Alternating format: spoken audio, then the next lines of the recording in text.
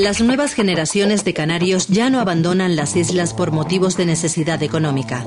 Hoy en día son muchos los que dan el salto a otros lugares del planeta para ampliar horizontes profesionales y humanos. Son jóvenes de una alta cualificación que destacan en sus destinos por su capacidad de mejora y esfuerzo. Cuando tú te conviertes en portavoz o trabajas en un organismo como Naciones Unidas o estás de corresponsal o presentador de informativos en la televisión china, olvidamos algo muy importante y es acercarnos al argumento de la información, que es la gente que está en la calle. Nosotros hacemos otra cosa. Yo digo que realmente el periodista es aquel que está en la calle, que está cuestionándose cosas y que tiene el enorme privilegio de acercarse a los protagonistas de las historias. Tal es el caso de Dailo Allí, un joven lanzaroteño que ha trabajado hasta ahora en Pekín, donde presenta informativos para una cadena internacional de noticias. Con apenas 28 años, la trayectoria profesional de Ali atesora un amplio currículo. En mi experiencia personal, tuve mi primer micrófono, que me lo regalaron mis padres cuando tenía 11 años, ¿no? Cuando empecé a colaborar con la cadena COPE en un programa infantil de la mañana. O sea, yo creo que ahí fue el momento en el que yo me dije, pues...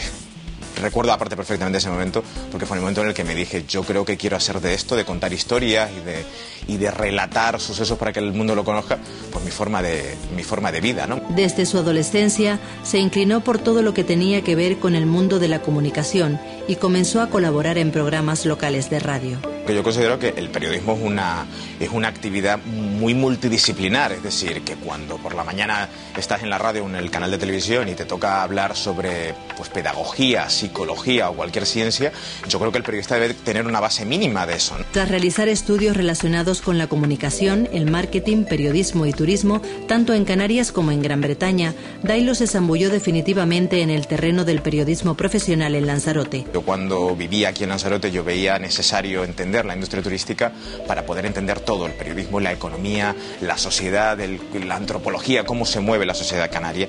Yo entendía que era imprescindible tener un mínimo conocimiento de cómo se maneja, cómo se gestiona la industria turística. Por eso en su momento lo primero que estudié fue turismo, y luego el marketing y el periodismo casi ha sido como una especie de capricho. Un punto de inflexión decisivo en la carrera del periodista canario llega cuando en 2004 logra una plaza para trabajar en el Servicio Internacional de Radio de las Naciones Unidas, trasladándose a Nueva York para cubrir algunos de los momentos más importantes de la década. Fue una especie de catapulta, ¿no? Es decir, un niño, casi un joven de 24 años que nace, crece, viaja mucho, pero que básicamente desarrolla toda su vida en un lugar como Lanzarote.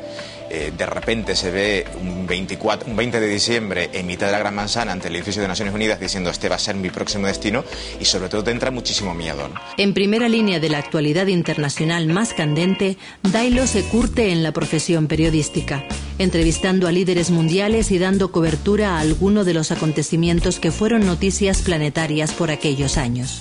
Lo grande, el gran logro de trabajar en un sitio como Naciones Unidas y de vivir en una ciudad como Nueva York a nivel profesional es precisamente desmitificar a muchos personajes, ¿no? El acercarte sin ningún tipo de miedo a un personaje como Bill Clinton, a Kofi Annan, eso te ayuda a saber contar muchísimo mejor la historia, porque el argumento informativo de tu trabajo lo tienes muy cerca y eso te permite tener una línea directa que te permite a la vez contarlo a la gente a la que lo tienes que contar de una manera pues mucho más simple, mucho más cercana y en la medida de las posibilidades pues mucho más cercana a la verdad, ¿no? Tras esta etapa le llega a Dailo una nueva oportunidad, esta vez la de trasladarse a Pekín y trabajar en la CCTV o China Central Television, la cadena de televisión más importante de la China continental, labor que ha compaginado con ser el corresponsal de la cadena SER en Asia. Comienza eso con el repaso a la prensa, lectura de la prensa china, valorando con los compañeros qué huecos hay en la SER por la mañana, y luego por la tarde pues venir aquí a la televisión china. Básicamente lo que hacemos 24 horas de información, contenidos culturales, también hay una serie de programas de corte deportivo y bueno, básicamente planificar, editar, redactar cuando hay que redactar y sobre todo echarle muchísimas horas de directo. Hacemos en torno a 4 horas de directo cada día. Yo creo que China está llamada a ser la primera potencia mundial, pero creo que no va a ocurrir antes del año 2020.